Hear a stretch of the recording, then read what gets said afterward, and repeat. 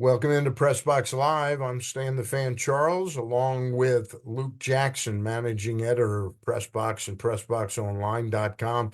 And of course, the old left-hander who pitched for the Orioles and the Expos and the Cincinnati Reds and the Cleveland Indians, now Guardians. Did I miss any teams in there, Ross? I think I threw an inning for a double A team in Chattanooga one year. I think I threw a couple innings there. So that was my only You, double A experience. you retired the side, though? You retired No, the no, side? I didn't. All right. Actually, I got the win, though. It was in Birmingham. All right. Good for you. Good Yeah. for you. Hey, we have a sponsor named AJ Michaels, and they pose a question: what company has the expertise and technology to make your home substantially more energy efficient, comfortable, and even virus free? Well, that would be AJ Michaels Heating and Air Conditioning in Baltimore and Annapolis at ajmichaels.com. We also want to thank our sponsor, and they've been with us for about 8 or 9 months now, and that is Superbook Sports.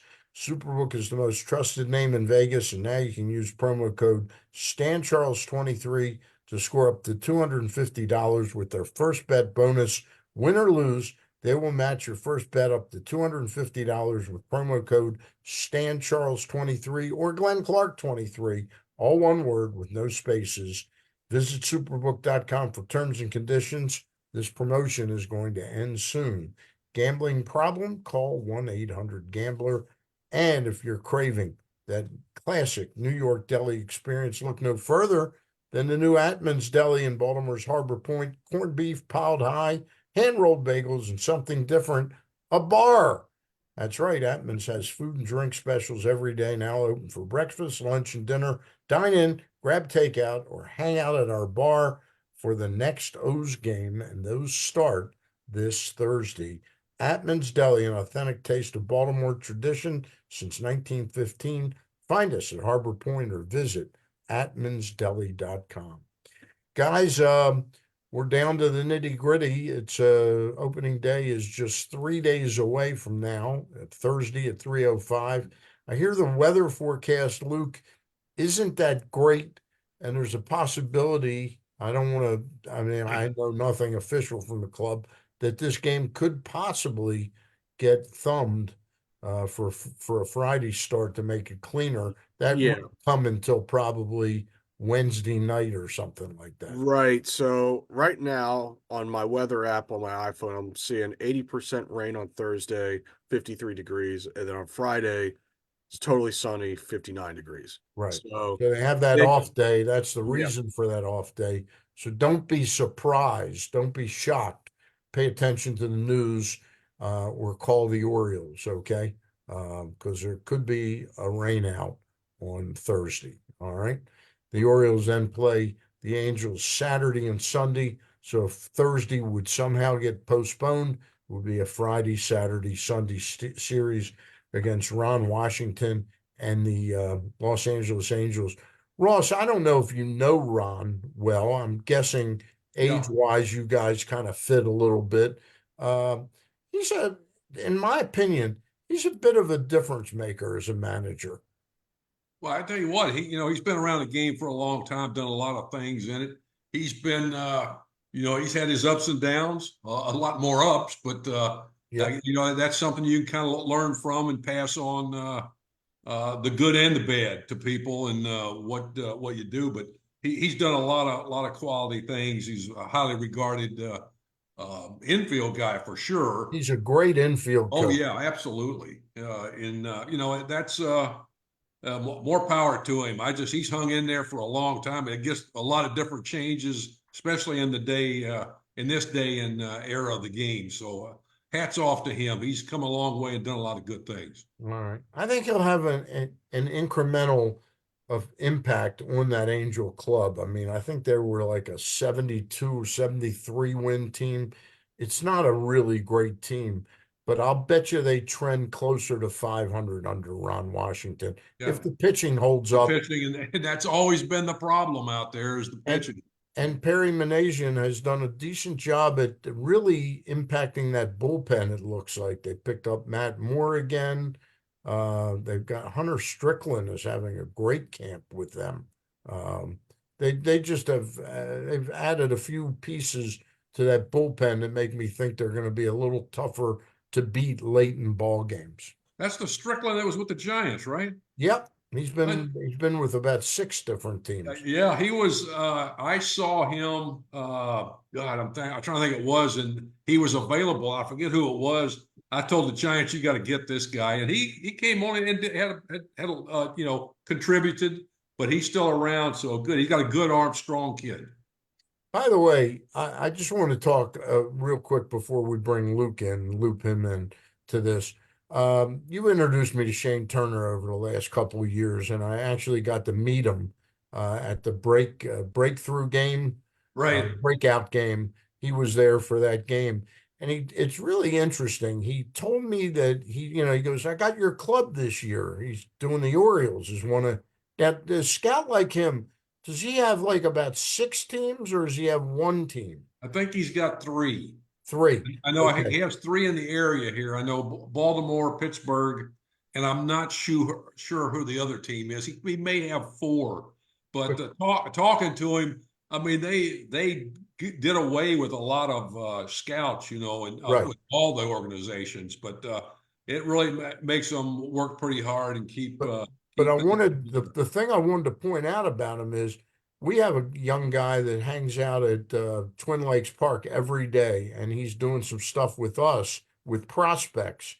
And Shane Turner, when he got assigned to the Orioles, he's out there every day at Twin Lakes Park familiarizing himself with everybody from low A, Dominican, all the way to triple A players. So Yeah. I mean, when he gets an assignment, he really immerses himself into to the teams.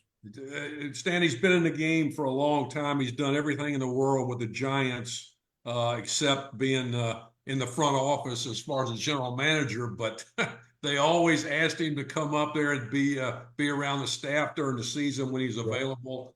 He has done everything, and I just wish he'd get an opportunity in this day and age to be on the field. But I don't think he wants to be on the field now. He would like to be in charge of the minor leagues like he was before because he made such an impression. Well, we won, 3 World Series in 5 years over there Yeah. with the Giants, and a lot of the guys came through the organization, and that's something that everybody was very proud of, and a lot of it had to do with him.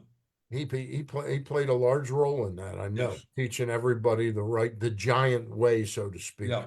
Yeah. Luke, the roster, while it hasn't been officially set, it looks like we're down to probably having figured it all out, right? It looks like there's going to be 13 pitchers: Yep.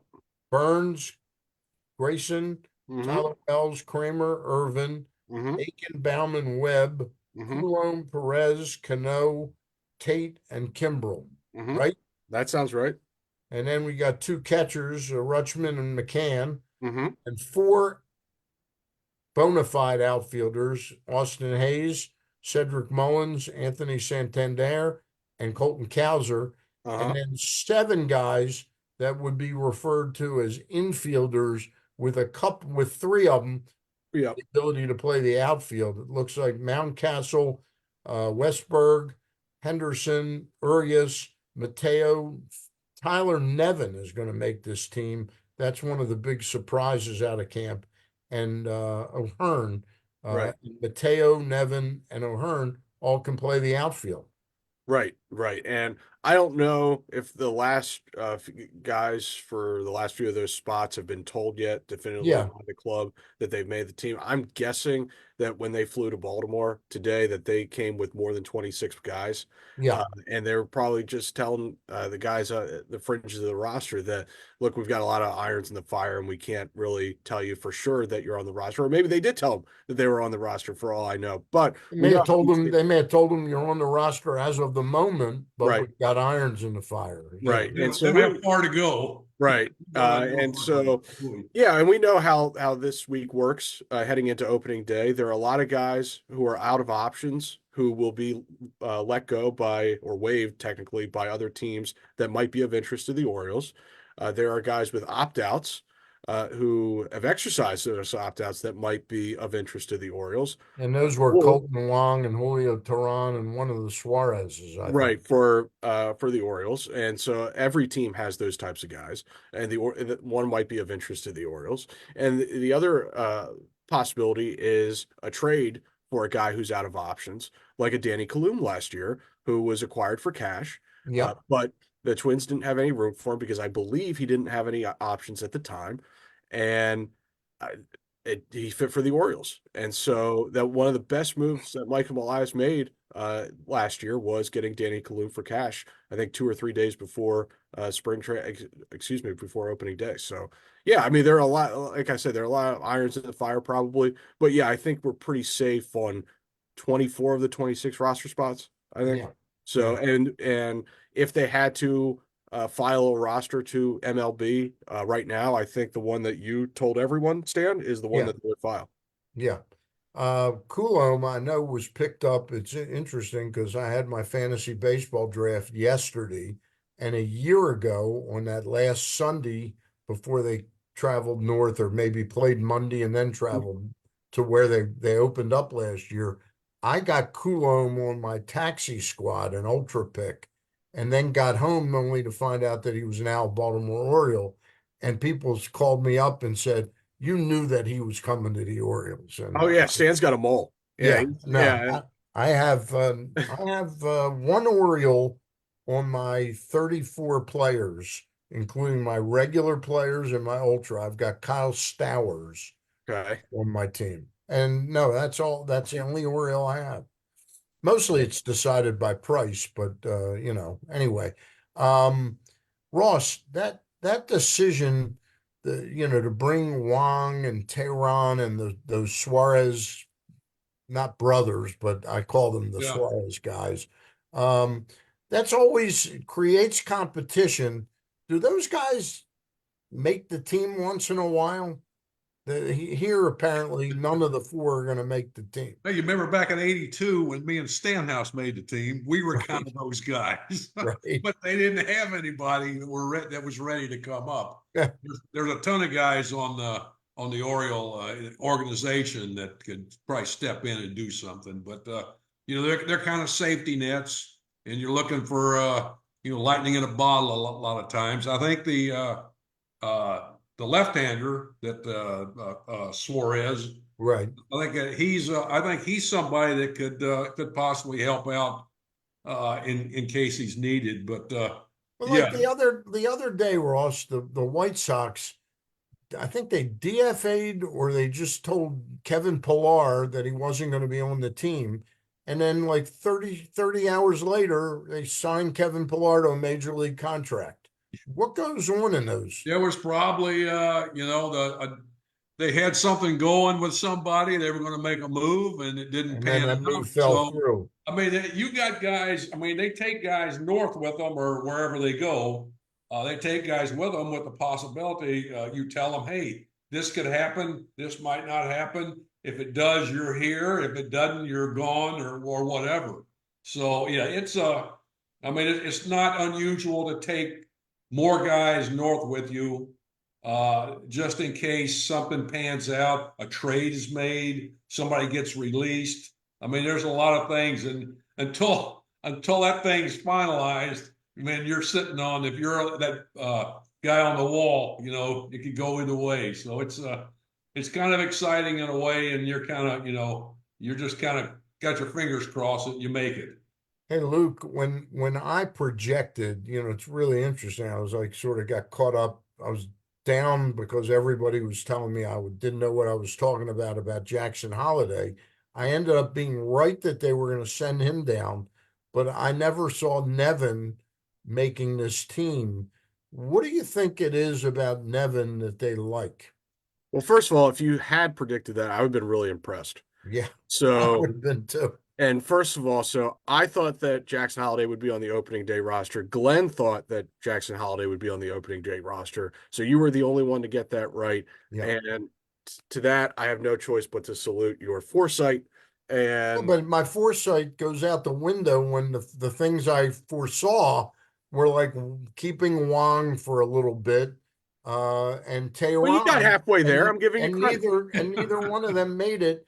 But getting back to my central question, and I'm not against Nevin because I think he's a real good 4A player who, if we had 32 teams in the big leagues, he would probably be a Brent Rooker somewhere Right. making $2 million a year.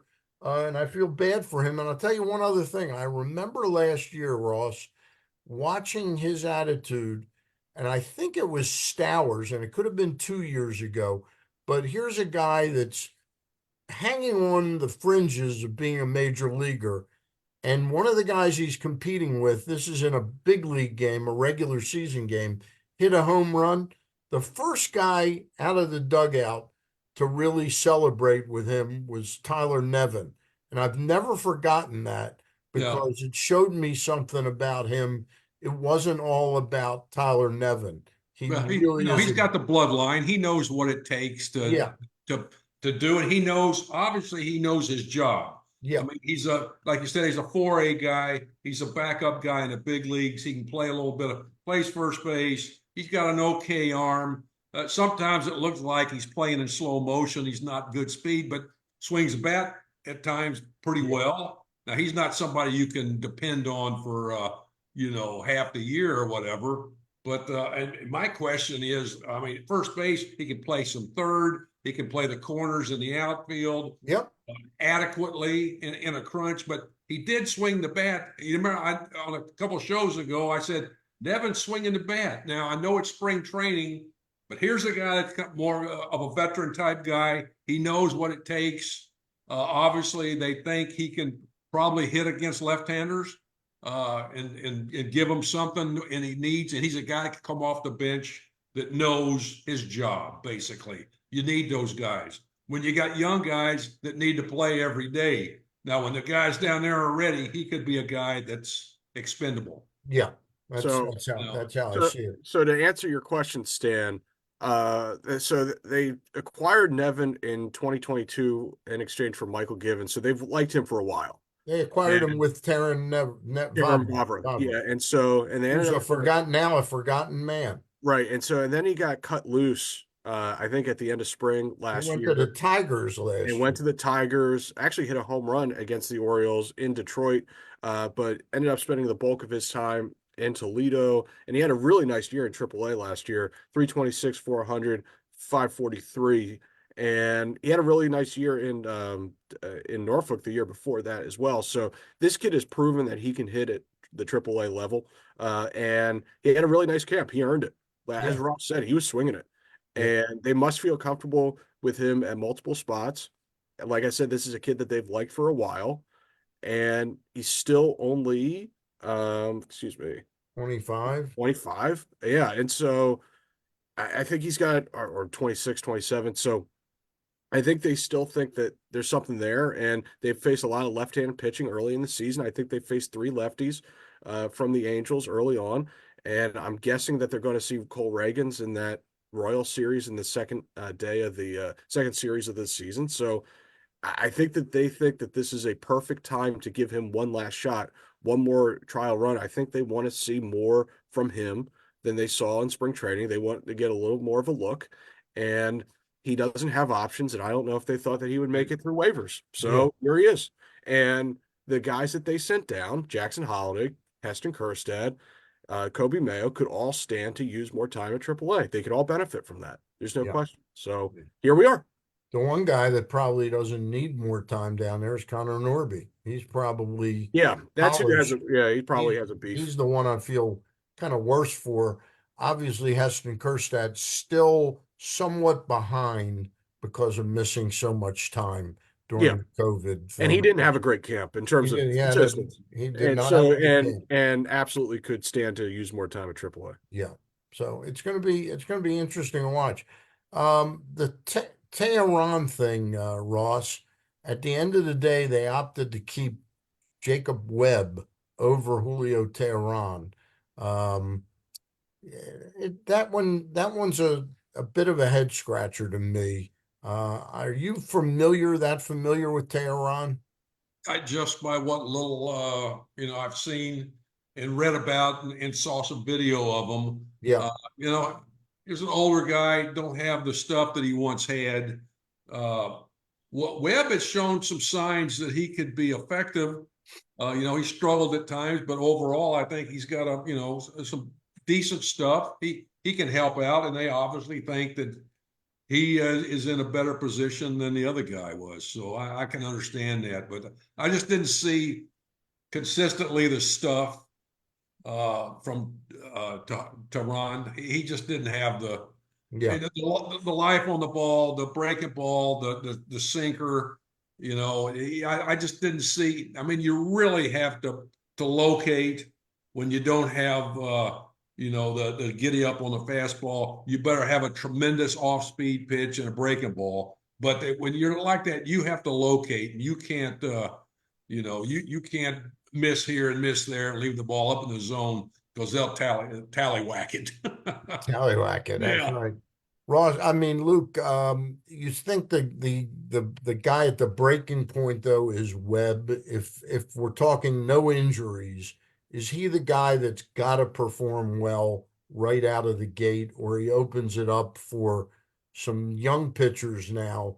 The organization, I'm not saying it's got the same pipeline of pitching that it does Right. for hitting, Right. but it's starting. You're seeing Povich, Chase McDermott, Armbruster, Mhm. and a couple other guys. That guy Pham. We're seeing some names popping in there. You're absolutely right. And I think that and competition's a good thing, right? Yeah, And that's how you tend to get the best out of people. And I think it's very fair to say that Jacob Webb, particularly last year, gave him a real shot in the arm when he was acquired.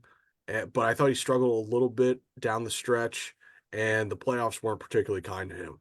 And so I think you're absolutely right that he could use a really good April to sort of reestablish himself with Brandon Hyde, who really trusted him yeah. early on after he was acquired and probably used him a little bit too much because at that point Mike Bauman had been sent back down for a reset. Bauman was so exhausted by Right, August 1st last right. year. And so Jacob Webb sort of stepped into that Mike Bauman role of being used a lot.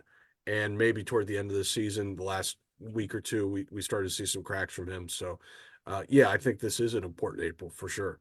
Ross, the pitching staff with Burns eating up more innings. I heard Kramer, they're at least talking like his goal is 200 innings.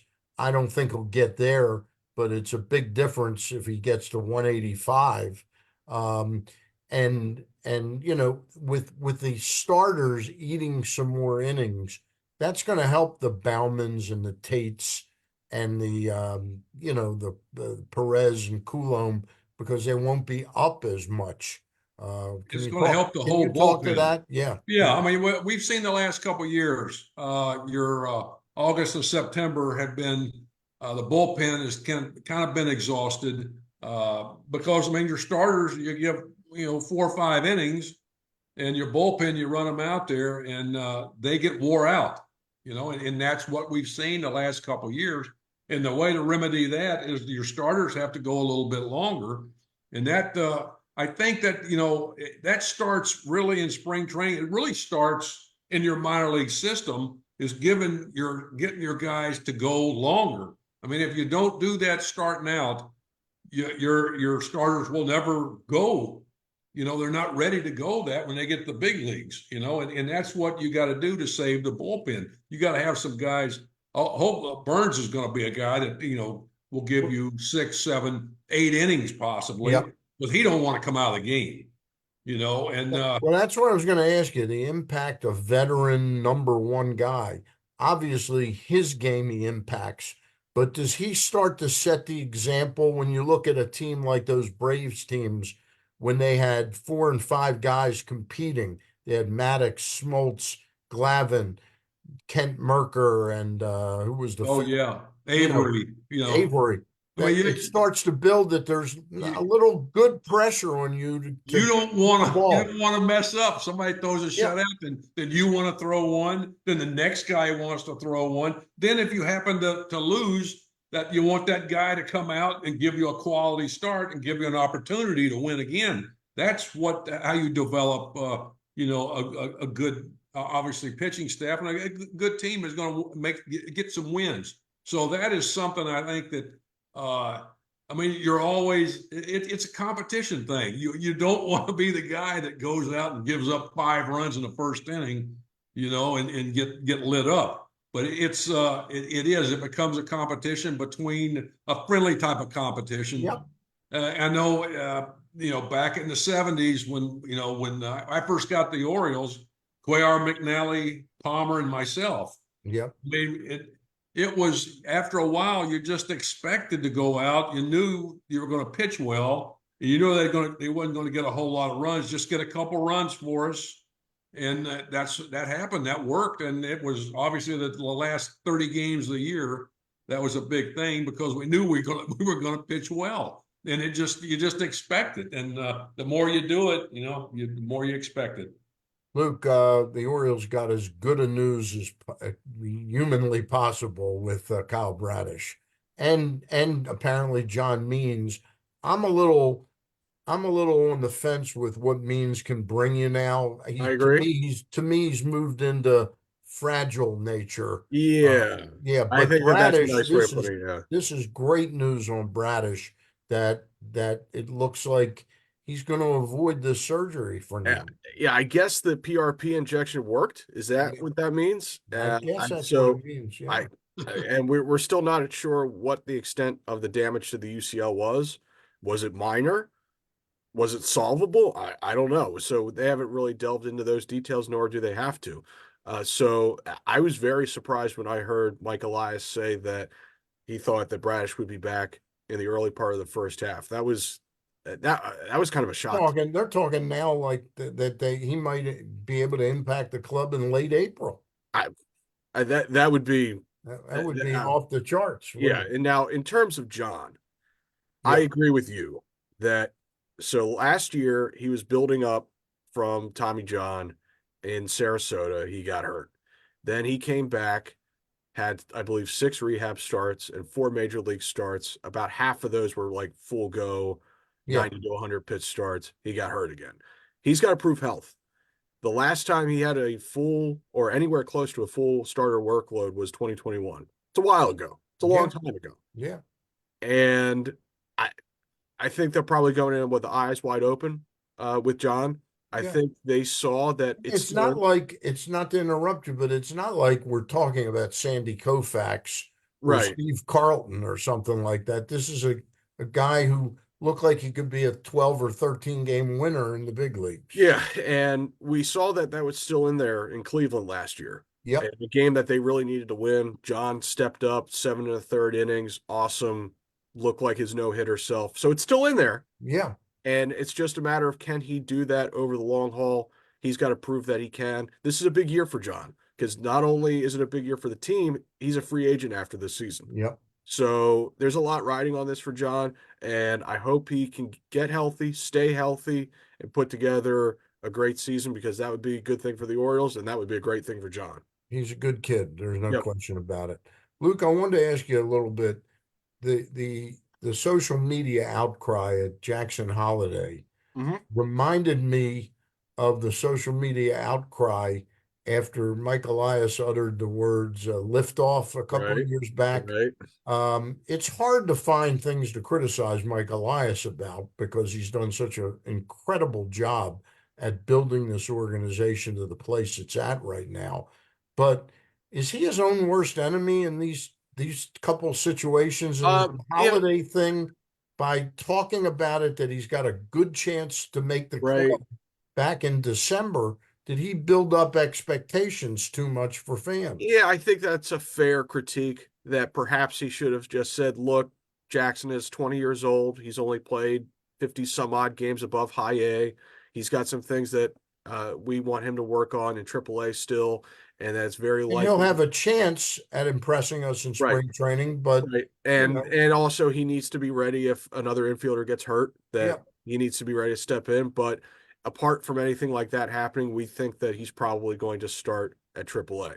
yeah, I think that that might have been a more artful way to yeah, go about it because I mean his explanations for why he went down I thought were had valid points. And this Very was, valid points, but I mean, and you could argue at least that if they did start him in Baltimore on opening day, that they would be rushing him because he just hasn't had much upper level experience. yeah, It just hasn't. And so I could he stand to benefit, as I said before, from more time at AAA? Absolutely, 100% from a developmental standpoint, no question about it. Ross, you've been a guy in development. The smart thing to do is always to err on the conservative side with a young player and sort of have him hit the ground running in the big leagues where you're not coming off a 267 at AAA and albeit a nice spring training, um, the thing to do is have him hitting 325, 335 at Norfolk and really just hit the ground running here May 1, May 15th, June 1. Well, whenever, I mean, Yeah. that it's always, I've seen it so many times, guys get rushed to the big leagues, and some of them never bounce back when they struggle. Now, who's saying that nobody knows what he's going to do when he gets here. I mean, he got the bloodline. He knows what's expected of him. But, it's always better to be later than too early. And like I said, seen it too often. The other thing, and they made this comment a while back, you want to keep these guys around as long as you can, these young guys.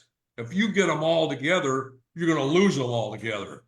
And how your teams win, consistently is you got to find guys when one leaves, you got to find somebody either to come in as a free agent or by trade or develop somebody.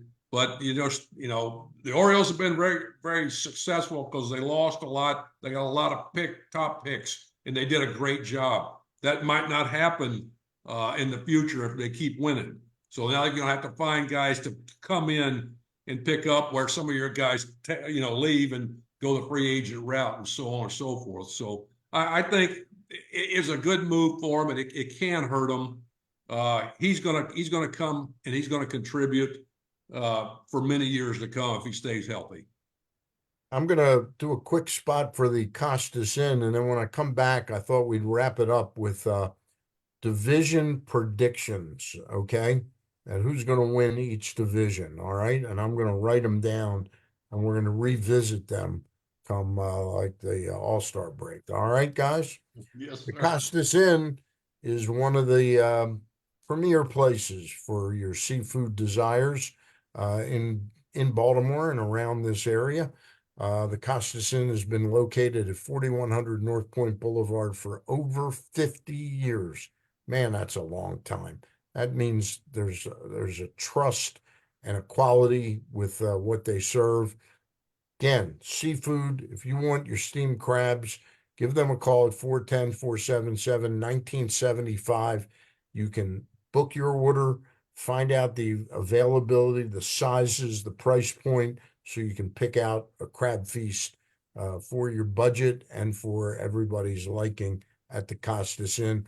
They've got great dinner specials Monday through Friday, seafood, beef, chicken, pasta, all kinds of things there at the Costas Inn. Desserts are tremendous as well.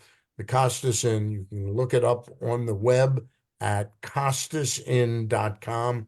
And if you're still a little hesitant about eating in restaurants, well, you can order your food online or on the computer using costasinn.com.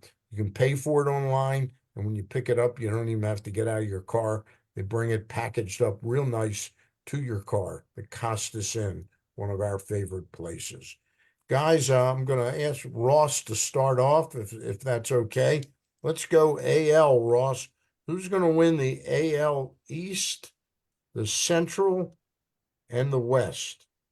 I'm going to AL. go. I think it's obviously the O's in Tampa Bay are going to battle it out in the East. I think Cleveland in the Central and Houston in the West. All right.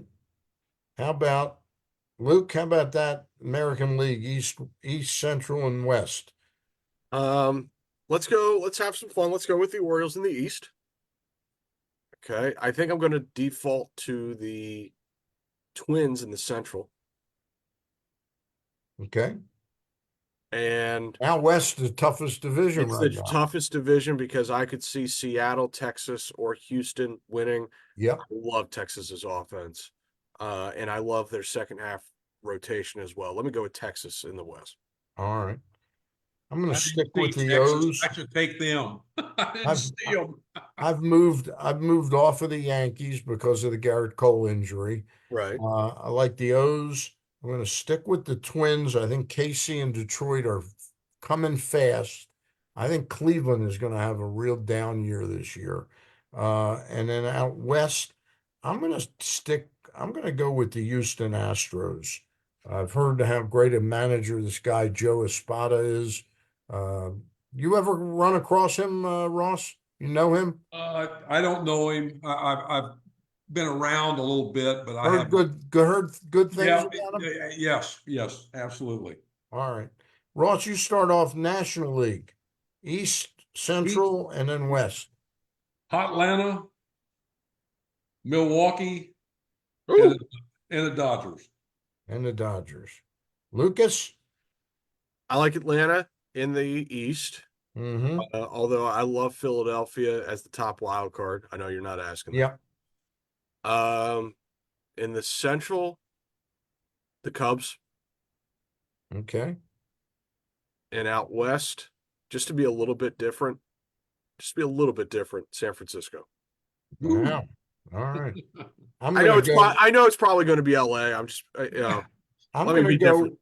I'm If gonna go. Snell pitches well, who knows? I'm gonna go with Atlanta in the East, but and again, I think Dave Dombrowski missed the boat. I think he needed. It was great that he shored up those two pitchers, in Wheeler and Nola, but I think he left that bullpen a little bare out there with no alpha dog out there in the bullpen to win the games. I like Cincinnati in the Central. I think they've done enough to right some of their pitching woes. And out west, it's interesting.